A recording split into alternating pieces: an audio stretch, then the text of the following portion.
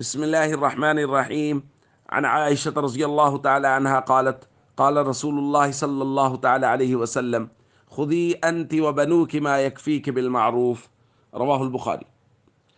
دوستو، یہ الفاظ ایک بڑی روایت کا حصہ ہیں۔ سیدہ عائشہ رضی اللہ تعالیٰ عنہ بیان فرماتی ہیں، قالت ہند ام معاویۃ لرسول اللہ صلی اللہ علیہ وسلم، حضرت ہند نے جو حضرت امیر معاویہ کی والدہ ہیں نبی پاک صلی اللہ علیہ وسلم سے درخواست کی، ان ابا سفیان رجل شحیح، ابو سفیان تھوڑے بخیل آدمی ہیں، فہل علی جناح ان آخذ من مالہ سرا، کیا میں ان کے مال سے بغیر بتائے کچھ لے سکتی ہوں؟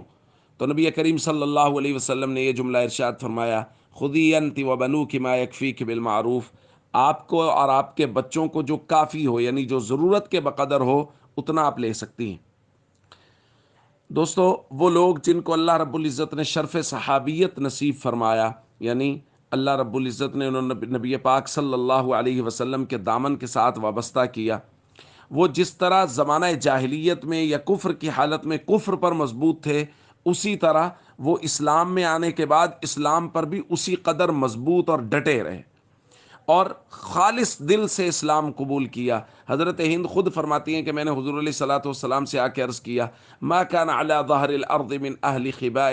احب الی ان یذلوا من اہل خبائک، کہ پوری کائنات میں جو سب سے زیادہ کسی گھرانے کی ذلت مجھے پسند تھی وہ آپ کا گھرانہ تھا، لیکن آج کیفیت یہ ہے، ثم ما اصبح اليوم على ظہر الارض اہل خباء احب الی ان یعزوا من اہل خبائک، آج کیفیت یہ ہے کہ روئے زمین پر آپ کے گھرانے کی عزت سے زیادہ مجھے کسی کی عزت محبوب نہیں ہے۔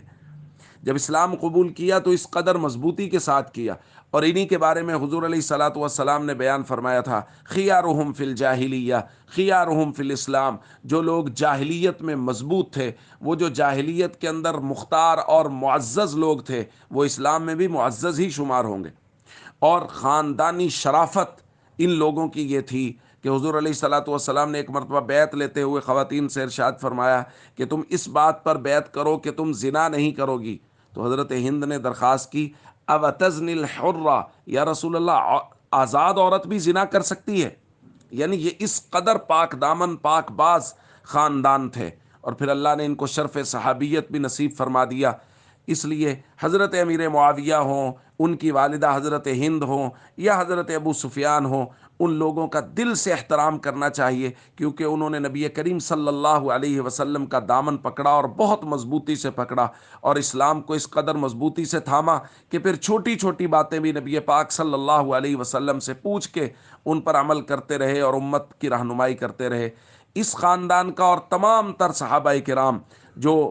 فتح مکہ سے پہلے ان کا مرتبہ زیادہ، جو فتح مکہ کے بعد ان کا مرتبہ کم، لیکن تمام تر صحابہ کے بارے میں قرآنی اصول ہے، وَكُلًّا وَعَدَ اللَّهُ الْحُسْنَى، سب کے سب صحابہ کے ساتھ اللہ نے جنت کا وعدہ کر رکھا ہے۔ اس لیے سب صحابہ کرام کا احترام کریں، دل سے ان کے ساتھ محبت اور عقیدت رکھیں، اور ہمیشہ یہ دعا کریں کہ اللہ رب العزت ہمارا حشر صحابہ و اہل بیت کے ساتھ فرمائے۔ السلام علیکم ورحمۃ اللہ وبرکاتہ۔